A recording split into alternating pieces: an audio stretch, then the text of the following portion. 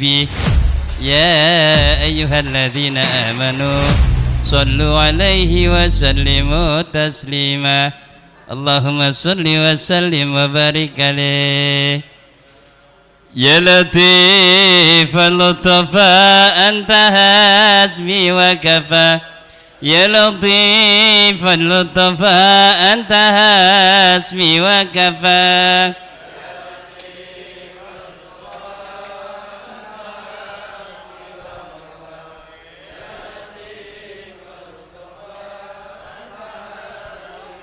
يا الله يا الله يا أرحم الراحمين يا غياث المستغيث أخذنا أجمعين يا لطيف أنت حسبي وكفى يا لطيف للطفى أنت حسبي وكفى يا ذا البطش الشديد يا حاسب الجليل يا قوي يا متين اكفي شر الظالمين يا لطيف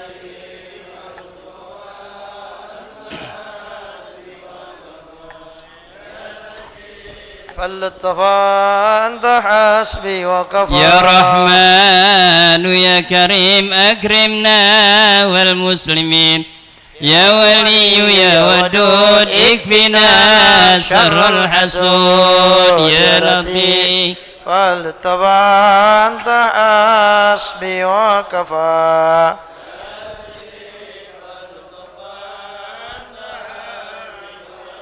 يا جبار يا قهار يا عزيز يا غفار يا كبير المتعال احفظنا من الرياء يا لطيف فللطفى أنت حسبي وكفى يا لطيف للطفى يا سميع يا بصير يا عليم يا خبير يا مهيمن يا سلام سلمنا والمسلمين يا لطيف اللطفى أنت حسبي وكفى يا لطيف اللطفى اللهم صل وسلم وبارك عليه.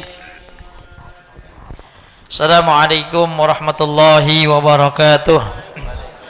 Bismillah, salatu wassalam ala rasulillah Sayyidina Muhammad ibn Abdillah wa ala alihi wa sahbihi wa mawalah la hawla wa la quwwata illa billah. Amma ba'du, fa inna ahsanal kalami kitabullah wa khairal hadi hadi nabiyyina Muhammadin sallallahu alaihi wasallam wa syarrul umuri muhdatsatuha fa inna kulla muhdatsatin bid'ah wa kulla bid'atin dalalah wa kulla dalalatin finnar.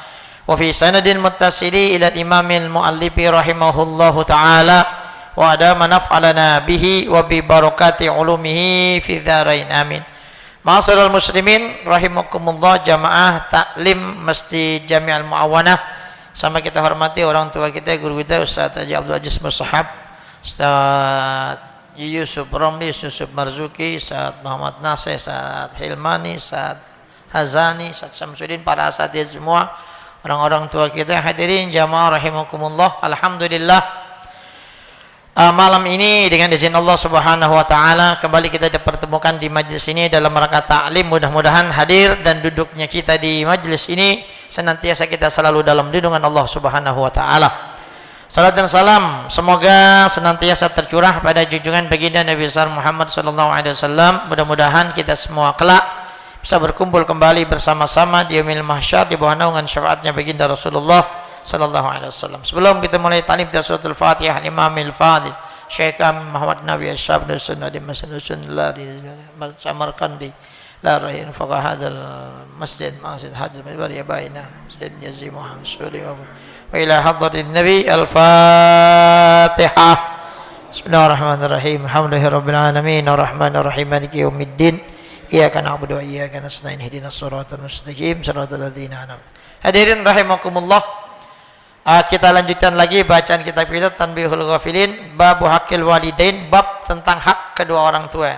Wa ruwiya an ba'di sahabati radhiyallahu ta'ala anhu annahu qala, diriwayatkan dari sebagian sahabat Ya, sahabat-sahabat Nabi sallallahu alaihi wasallam mengatakan tarkud doa lil walidaini yudayyikul aisya 'alal walad. Ini hadirin rahimakumullah. Jadi meninggalkan ya untuk mendoakan kedua orang tua ya atas seorang anak itu menyebabkan hidupnya, rezekinya jadi seret, jadi susah bawaannya. Makanya kita nih kalau rumahnya rezeki susah ya, duit rumahnya dompet buat isinya duit susah banget, baru isi dikit habis lagi, ada aja ya, nyarinya susah, habisnya cepet, gampang banget habis ya. Coba kita cross check ulang nih, kita punya orang tua entah masih ada entah masih hidup, kita rajin nggak doain orang tua kita ya? Itu penting, doain orang tua. Orang tua gue masih ada, doain tetap gitu. Hadirin, apalagi kalau orang tuanya udah nggak ada, itu tuh salah satu. Jadi salah satu penyebab rezeki seorang anak itu kurang lancar, rada seret, itu gara-gara dia enggak mau ngedoain orang tuanya. Tuh, hadirin rahimakumullah. Ya tinggal kita ngelihat aja diri kita masing-masing dah. Gitu. Kayak gimana, Ustaz, aneh nggak doain tapi lancar-lancar aja gitu. Itu nggak, apalagi lo doain kan gitu, lancaran lagi. Nah, ini hadirin jamaah rahimakumullah. Kenapa orang tua itu keramat kita ya jangan nggak didoain. Lalu lahu dikatakan padanya wahal yumkinuhu ayyurdiyahuma ba'da wafatihima. Dan apakah memungkinkan bahwasanya kedua orang tua itu akan bisa memberikan keredoan kepada mereka setelah kematian mereka? Gitu. Bala, kita kata iya bisa. Jadi ini nanya, bisa nggak orang tua redo sama kita padahal waktu hidup kita nggak tahu dia redo apa kagak sama kita, karena kita anaknya rada-rada sableng gitu, ngelawan mulu, pas udah mati baru berasa, ya Allah ini gimana nih ya, biar orang tua kita yang udah mati bisa redo sama kita. Lantas ditanya apakah bisa, apakah memungkinkan ya bisa mendapatkan keredoan kedua orang tua setelah mereka meninggal dunia ya, yang bisa bikin mereka kemudian menjadi redo sama kita. Jadi tanya, ya bisa, yurdihuma ya bisa ya, itu menyebabkan mereka berdua menjadi redo. Dengan apa? Dengan 3 hal. Awwaluha ayyakunal waladu sholihan fi nafsi.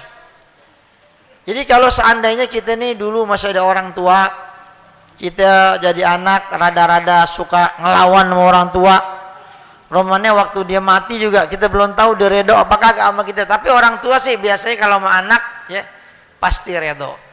Tapi gara-gara kita dulu suka ngelawan ya, waktu sama orang tua kita kurang taat, orang tua masih ada. Nah ketika udah meninggal dunia, kita baru mikir tuh, ya Allah orang tua gue sekarang udah nggak ada ya, pengen berbakti tapi nya udah nggak ada.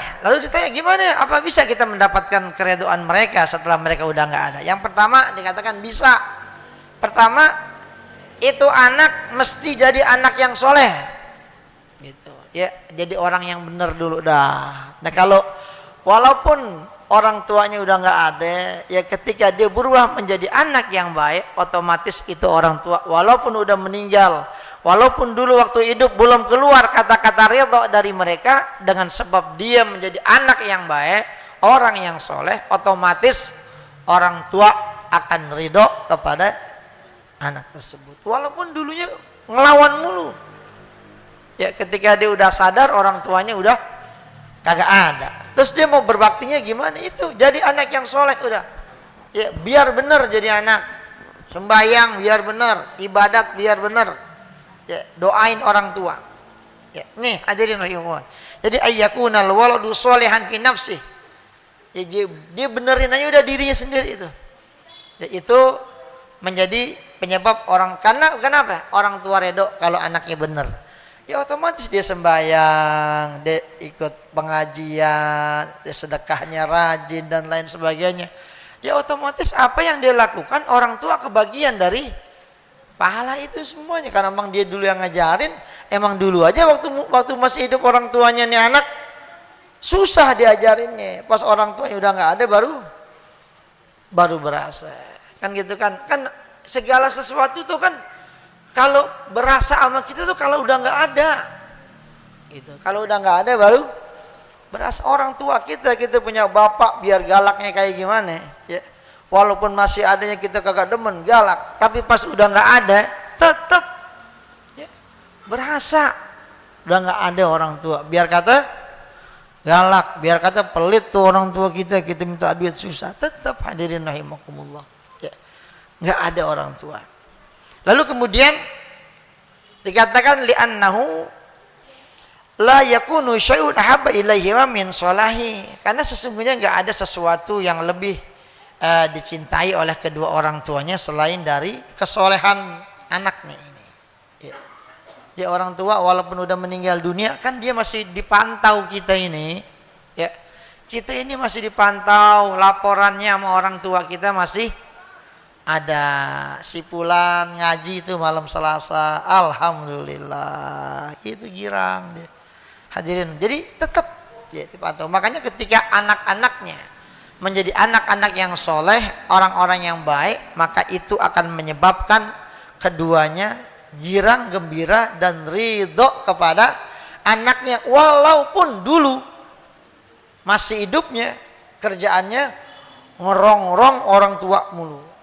Jadi nggak ada kata terlambat tuh. Gue dulu ngelawan mulu sama orang tua, sekarang orang tua udah nggak ada, ikan apaan aja dijualin sama dia. Ya kan, habis barang di rumah, ono dijual, ini dijual, apaan aja kerjaannya. Sampai orang tuanya saking puyang itu orang tuanya mati gara-gara ini anak. Ya kan? Itu.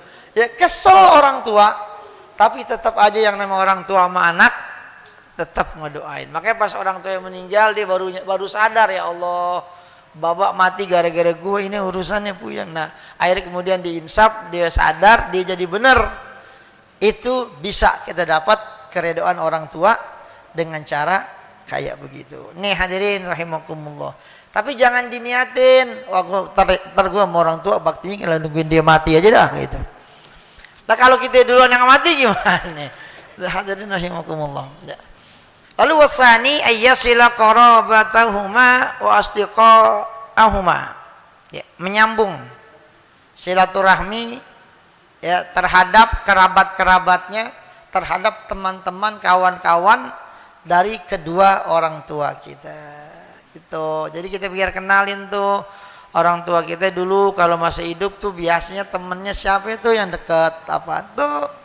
Ya biasanya dia ngapain tuh. Jadi kebiasaan-kebiasaan yang dilakukan. Kan dalam riwayat kalau sahabat itu mereka pengen selalu mengikuti apa yang dikerjakan Rasul, kebaikan. Dalam satu riwayat itu disebutkan Sayyidina Abu Bakar ingin selalu mengikuti apa yang dikerjakan oleh Rasul Sallallahu Alaihi Wasallam. Ini kisah sering kita dengar. Ketika Rasulullah Sallallahu Alaihi Wasallam meninggal dunia, ya Abu Bakar nanya sama Aisyah. Aisyah kan anaknya. Dia bilang, ya Aisyah, kan Rasul udah nggak ada nih. Saya mau nanya nih Bapak, itu apa sih pekerjaan yang biasa dikerjakan oleh Rasul yang Bapak ini belum bisa ngikutin kerjaan itu? Lalu kata Aisyah, Mbak, Rasulullah itu biasa tuh tiap sore di jalan ke ujung kota Madinah. Ya. Di sana ada orang kakek-kakek tua, buta lagi. Itu Nabi kerjaannya tuh, ya bawa korma, dikasih makan tuh orang, disuapin tuh orang kakek-kakek. Gitu. Oh gitu-gitu. Ya ini saya yakin nih kalau Nabi nggak ada lagi tuh yang nyuapin dia. Akhirnya Abu Bakar mencoba melanjutkan kebaikan yang pernah dikerjakan oleh Rasul. Dia cari itu ya orang tua yang dimaksud oleh Aisyah yang diceritakan oleh Rasul Sallallahu Alaihi Wasallam. Ada di situ tuh kakek-kakek udah tua.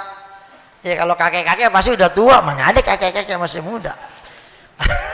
Udah tua, udah gitu buta lagi kan gitu. Akhirnya Abu Bakar tuh, ini pasti nih yang dimaksud sama Aisyah, kakek-kakek yang selalu dikasih makan sama Rasul pakai korma tiap hari. Akhirnya Abu Bakar paranin tuh di depannya, dikasih tuh korma.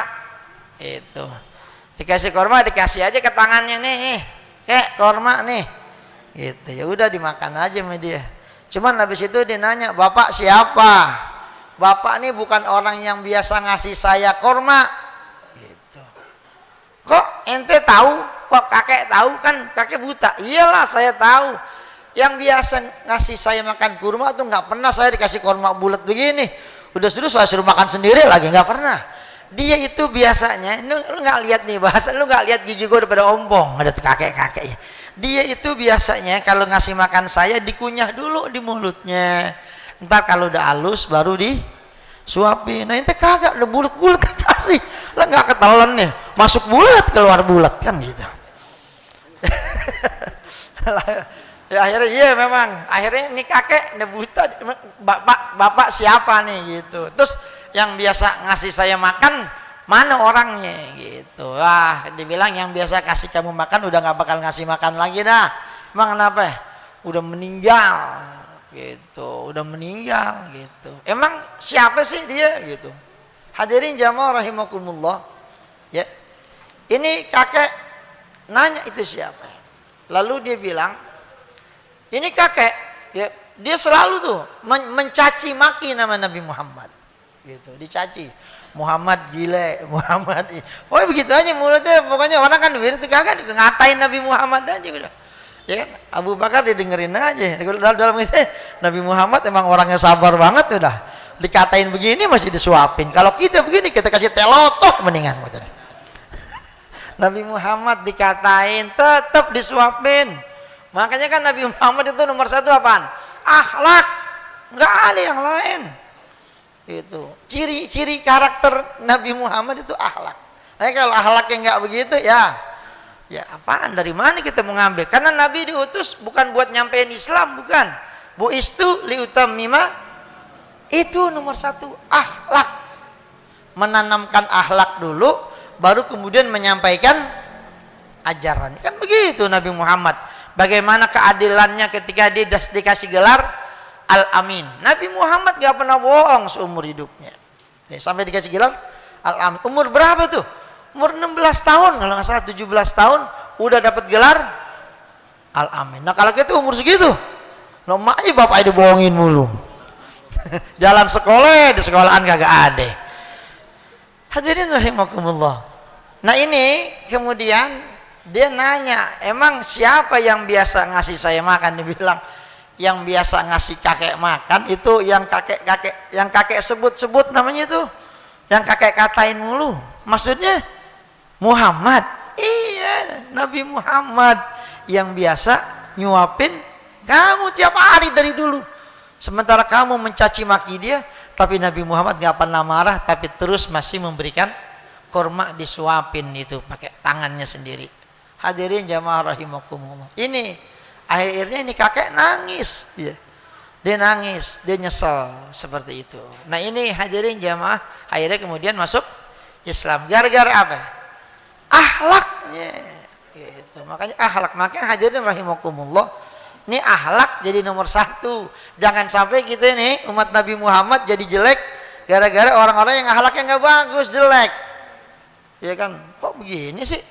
Turunannya Nabi Muhammad mulutnya apa iya begini, sedangkan Nabi Muhammad itu mulutnya selalu lemah lembut dan lain sebagainya. Ini juga yang mesti jadi pemikiran kita, ya pakai logika kita gitu. Artinya sesuatu yang kemudian menjadi pertanyaan, ya wajar jadi pertanyaan gitu kan, apa iya kok begini amat ya gitu.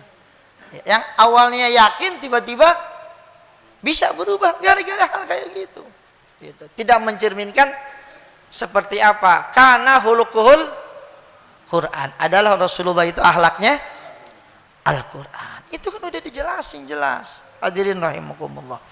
Makanya menyambung silaturahmi mengikuti apa yang sudah dilakukan oleh orang tuanya dulu. Orang tuanya dulu sering ikut pengajian, ya bapaknya udah nggak ada, anaknya lanjutin ikut. Alhamdulillah noh, Haji Dudung udah kagak ada, anaknya noh gantiin rajin kan gitu. Kan enak kalau begitu ada estafetnya, jadi akrab lagi semua. Ini hadirin rahimakumullah. Ya, tuh kalau kita pengen mendapatkan keredoan orang tua kita setelah kematian mereka. Wasalisu ayyastaghfira lahuma wa yad'u lahuma wa yutasaddaqu anhuma. Yang ketiga ya adalah memohonkan ampun buat kedua orang tua. Lalu kemudian mendoakan kedua orang tua. Lalu kemudian bersedekah buat kedua orang tua atas nama kedua orang tua. Nih hadirin. Ya kalau doain ya gampang lah. Mohonin ampun gampang. Ini kadang-kadang kita yang rada berat nih sedekah atas nama orang tua. Hadirin jamaah rahimakumullah. Makanya kan satu hal yang harus diperhatikan kita hadirin. Ya kadang-kadang kita ini ngeluarin harta, misalkan banyak orang kita kan begitu, dapat warisan nih rumah jual laku 3 miliar, akhirnya kita keluarin ya duit ya dari bahaba orang tuh disedekahin buat orang tua kita, ya keluarin begitu ya, itu pahalanya buat orang tua kita. Cuman kita kan kadang-kadang kita doang habis jual doang sedekah sama orang tua, kalau nggak ada yang dijual lagi agak ada sedekah, nungguin lagi ada yang dijual baru sedekah lagi. Hadirin kalau bisa tuh sedekah sama orang tua tuh ke masjid nih ya, kalau bisa seminggu sekali kalau bisa, walaupun 100.000 dari hamba Allah pahalanya buat kedua orang tuanya, udah selesai, nggak usah disebut dah, nggak apa-apa ya. Besok begitu lagi ya, kalau emang nggak ada 2 minggu sekali dah, kalau kagak ada juga ya sebulan sekali dah, nggak apa-apa. Setiap sebulan awal bulan pokoknya habis gajian keluarin nih, ini buat sedekah nih buat orang babe nih ya, tar tinggal kasih kah begitu. Hadirin rahimakumullah ya, biar orang tua kita tuh girang, alhamdulillah anak masih ingat ya, didoain juga, dimintain ampun juga, lalu kemudian bersedekah atas nama orang tua juga. Ini kira-kira kita jalanin nggak gitu, sedekah sama orang tua kita buat orang tua kita sebulan sekali aja dah, tiap Jumat ya, terserah ente mau pilih Jumat pertama, kedua, ketiga, keempat, pokoknya sebulan sekali tuh usahain kalau bisa ya. Kalau ente rezekinya mau lancar, mau berkah tuh ya, doain orang tua dengan cara kita bersedekah di situ tuh. Hadirin rahimakumullah, girang banget dia di kuburan, alhamdulillah. Ngimpi apa gue nih, anak sedekah itu. Hadirin rahimakumullah, kan yang dapat bukan bapak kita doang, bukan ibu kita, kita juga dapat sedekah 100.000. Itu pahalanya buat 5 orang misalkan, dia kagak dibagi 5, kagak, tetap setiap orang dapatnya 100.000. Bapak 100.000, ibu 100.000, mertua laki, mertua perempuan 100.000. Nah kita yang ngeluarin duit juga 100. Itu enaknya kalau hitungan matematika akhirat. Maka itu hadirin kalau bisa tuh dijalanin tuh kayak gitu, biar hidup kita berkah ya begitu. Nggak usah nyari minta doain sama sono sini, nggak usah, itu aja jalanin udah, orang tua kita yang doain langsung ya. Nih hadirin jamaah rahimakumullah, kalau di sini kalau Jumat sumbangan langsung banyak gak? Ya jarang-jarang, udah rada jarang sekarang orang sedekah langsung tuh kalau Jumat. Banyak kan masuk kotak amal, soalnya berapa ya? Goceng, masa goceng diumumin, malu. Kalau goceng diumumin kita nggak sembahyang Jumat, pengumuman doang goceng. Dari ini Pak 5.000, ketawain kita pojok, 5.000 diumumin gitu.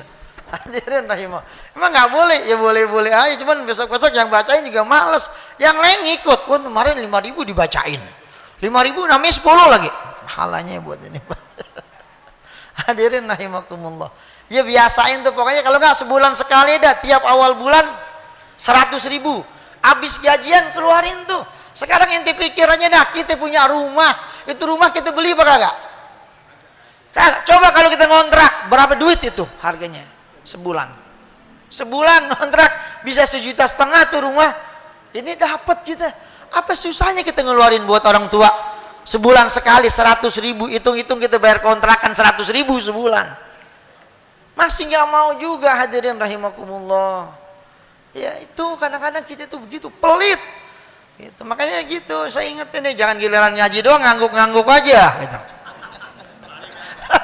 Ya jalanin paling kagak gitu, pokoknya udah kerjain. Ingetin tuh, ya mau awal bulan kayak ya sebulan sekali dah. Ini kan bilang kalau mau berkah, mau rezekinya nggak seret, itu orang tua tuh ingat. Ya kita hitungannya kan balas budi orang tua ya kagak bisa. Nah kita nggak pernah beli tanah, rumah dikasih, nyari kagak apa kagak, alhamdulillah dapat rumah, dapat kontrakan. Ya dari orang tuanya dapat buat rumahnya aja dia dapat udah 100 meter. Kontrakan ada 5 pintu, gocap. Ya. Sebulan berapa duit pada kontrakannya? Iya, masa buat orang tuanya sebulan sekali? Enggak juga, itu kebangetan itu anak, begitu modelnya. Pelit. Hadirin rahimakumullah, ya Allah. Coba pikirin lah, kita pikirin dia sendiri dah. Iya kan? Ya Allah, ente coba lihat orang-orang tuh yang dari mana-mana mereka nggak bawa apa-apa, kerja di sini, nyari duit capek banget, ya. Bisa beli rumah itu udah alhamdulillah prestasi yang luar biasa. Biar kata cuma 20 meter tuh udah beli tanah, tuh girang banget, ya kan? Dari perantauan bisa beli tanah di Jakarta, luar biasa, sukses udah. Nah kita kagak beli, jual mulu yang ada malah kan. Udah habis jual juga udah begitu. Kemarin sih takut kalau ini udah ngomong nih, kalau laku nih tanah babak nih besok Al Muawana Maulid kita tanggung udah ya. Iya dah Bang. Nah giliran laku dilupa aja kan. Kemarin katanya lu mau nyumbang, dah kan mau Maulid tinggal ketahuan kapan katanya, duitnya keburu habis. Nah ini hadirin jamaah rahimah, itu kita mikirnya begitu aja dah. Orang tua kita ngasih banyak banget sama kita, ya Allah. Kalau cuma sebulan 100.000 sih sebenarnya, ya Allah belum ada apa-apanya. Rumah yang kita tinggalin berapa ratus juta harganya, berapa miliar, kontrakan kita dapat tuh pada semua, ya kan? Ya Allah mau pelit-pelit banget kita sama orang tua. Makanya bapak-bapak nih, ya sekarang masih pada hidup udah tanah jual-jualin aja dah buat sedekah semuanya. Kalau mati kagak bakal sedekahin sama anak-anaknya. Ngarep-ngarepin begitu berat. Makanya kita kasih contoh sama anak-anak kita. Itu ini sedekah nih buat engkong lu sono kita gitu. Sebulan sekali kasih gopek gitu. Pahalanya buat ini udah dari siapa, hamba Allah udah kasih begitu. Hadirin rahimakumullah, apa susahnya sih? Lantas kita jadi miskin tuh kalau ngasih buat orang tua kita sebulan sekali 100.000 sampai 500.000 gitu, jadi susah kan? Kagak juga orang kita nggak bantuin, kita nggak sedekah sama orang tua kita aja kita kaya juga kagak, susah-susah juga. Ya makanya hadirin jamaah, kalau pengen rezekinya lancar kan itu meninggalkan doa buat kedua orang tua, itu penyebab hidup seorang anak itu menjadi seret rezekinya. Jadi itu hadirin rahimakumullah. Ya kita main pakai logika aja dah, hitung-hitungan dah. Ya kalau kita masih pelit banget sama orang tua sih, ya kebangetan. Doain udah, Rabbik firli wali walidayya warhamhuma, ya maghfir lahu warhamhu wa'afihi. Itu sering deh, itu doa udah sering dah. Itu nggak pakai modal, ya nggak pakai modal doa. Nih coba kita diminta yang pakai modal, ya. Ini hadirin jamaah, lan tanalur birra hatta tunfiku mimma tuhibbun. Kalian nggak akan pernah bisa mencapai kesempurnaan kebaikan sehingga kalian mau dan mampu menyedekahkan harta yang paling kamu sayangi, yang paling kamu cintai, yang paling kamu demen. Tuh, pokoknya mulai nih, ya targetin. Besok bulan Agustus, ini bulan apa sekarang nih? Agustus, September. Pokoknya awal September, amplopin. Jumat, kasih ke Masjid Al Muawana. Buat apaan? Biar diumumin Jumat. Pahalanya buat orang tuanya yang udah meninggal dunia, mertuanya pada semua gitu. Hadirin rahimah, tuh tiap Jumat. Yang mau disebut namanya boleh nggak? Boleh. Sedekah itu boleh. Intubduha, kalau kalian tampakkan itu sedekah nggak apa-apa. Fan imahya, itu bagus. Tapi kalau kalian sembunyikan, itu juga bagus juga. Ya. Jadi boleh aja dua-duanya ditampakkan. Ini hadirin jamaah yang dimuliakan Allah Subhanahu wa taala. Itu tolong ya, ini jadi pelajaran buat kita. Jadi yang diingat pokoknya setiap hari sedekah walaupun cuma 2.000. itu biasanya kita kerjain pas sholat subuh. Makanya kalau bisa sholat subuh jangan nggak jamaah, sholat subuh jamaah. Habis itu bawa duit paling kagak saling sedikit 2.000 ente masukin tuh ke kotak amal tiap hari. Kenapa? Ada malaikat yang doain orang yang sedekah tuh tiap pagi. Allahumma a'ti munfikan, ya Allah berikanlah ganti buat orang yang sedekah ini hari. Tuh. Yang doain malaikat. Jadi biasain gitu, ya. Jalanin itu. Kalau saya ajarin itu jalanin itu. Lo jangan ke masjid. Jangan ke masjid doang lo rajin sembahyang. Sedekah juga. Masjid kan harus bayar listrik. Nah, wudu bukan di rumah, di masjid. Ya kan? Ya wudunya di masjid. Ya hitung-hitungan buat ngapain? Ya buat nambahin bayar air ke listrik 2.000. Itu begitu masukin tuh sedekah tiap hari. Ya. Itu biasain kayak begitu. Ya. Jalanin. Ama ini nih sedekah buat orang tua kita nih. Paling kagak sebulan sekali. Tolong tuh Ustaz Raja Ajis ingetin kalau Jumat awal bulan Ramadan yang gue aja sedekah bilangin saya ntar saya geber lagi. Iya kadang-kadang kan mesti diingetin. Ya bukan apa-apa, logika aja. Nah kayak misalkan kayak saya, dapat tanah, dapat ini, emang beli kan kagak? Ada orang tua saya meninggal, dia ninggalin warisan. Ya kita kagak beli. Coba tanya tuh, berapa banyak anak-anak muda milenial kerja pagi pulang malam, udah sampai 20 tahun, nyampe sekarang belum kuat beli rumah. Padahal kerjanya habis-habisan dikerja. Berangkat sebelum habis subuh jalan, pulang udah jam 9, udah ada ngaji, udah gak sempet, udah waktunya gak ada. Buat 20 tahun dia kerja begitu-gitu aja. Gak pernah bisa beli rumah, jadi kontraktor. Ya, nah kita ini alhamdulillah ya Allah kasih gak perlu pakai beli, dapat tuh dari orang tua. Jadi pantas banget kalau sebulan. Sebenarnya sih nggak sebulan sekali, tiap hari kalau perlu. Tapi ini buat awalan sebulan sekali ada dana yang dialokasikan buat sedekah atas nama orang tua kita ke Masjid Al Muawanah. Gitu. Jangan kemana-mana kemari ya. Gitu Al Muawanah. Gitu. Kita kan ngajinya di sini itu tiap Jumat masuk kasih. Ya kalau yang rumahnya di sana nggak apa-apa ke masjid yang lain dan lain sebagainya. Jadi seperti itu. Hadirin rahimakumullah. Ya. Jadi itu tolong tuh dijalanin tuh. Ya. Jangan ngangguk-ngangguk aja. Ya. Ya. Kerjain. Emang kadang-kadang begitu suka lupa. Oh, lupa ya Ustadz kemarin ngajarin. Gitu lupa emang setan mau begitu. Dikeji lupa kita buat beli rokok aja habis banyak. Sekarang saya tanya. Ya, Santabes ngerokok ya masih? Udah enggak? Ya, enggak dulu kan ngerokok kan ya rokok sekarang ngerokok aja paling murah Samsu berapa Samsu? 20 ya? Ya kalau di agen dapat 18.000 19.000. Man belinya satu slop. 20.000 buat ngerokok. Sehari habis tuh rokok. Apalagi kalau modelnya Sampurnamil tuh yang gitu yang harganya 38.000. Saya kaget tuh rokok harganya mahal banget. Berapa ya? 38. Nah, rokok yang kecil-kecil tuh, rokoknya yang jablay-jablay itu yang kecil-kecil tuh, ya, yang dinyalain sekali aja nggak diisep-isep mati, cuman pegang dong. Mahal banget tuh rokok apa sih itu namanya? 38. Hah? Ya Allah rokok mahal banget. Ya Allah buat yang begitu aja tuh dia mau. Ya Allah buat orang tua dong sedekah. Ya Allah, dia cuma 38.000.